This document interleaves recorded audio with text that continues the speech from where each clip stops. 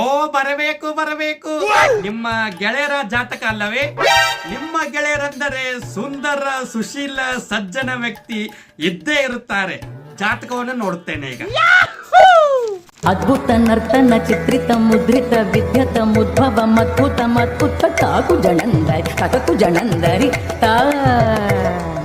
ನೋಡಿ ಸ್ವಾಮಿ, ನನ್ನ ಜೀವನದಲ್ಲಿ ಈ ತರ ಜಾತಕವನ್ನ ನಾನು ಒಮ್ಮೆ ನೋಡಿಲ್ಲ.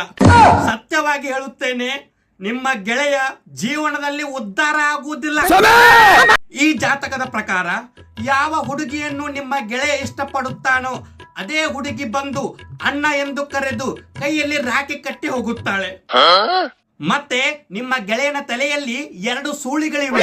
ಅಂದರೆ ಮದುವೆ ಭಾಗ್ಯ ಖಂಡಿತ. ಆದರೆ ಒಂದು ಗಂಡಾಂತರವಿದೆ. ಆ ಗಂಡಾಂತರ ಏನೆಂದರೆ, ಮೊದಲನೇ ಹೆಂಡತಿ ಅವಳು ಕುಡಿದು ಬಂದು ನಿಮ್ಮ ಗೆಳೆಯನನ್ನು ಹೊಡೆಯುತ್ತಾಳೆ.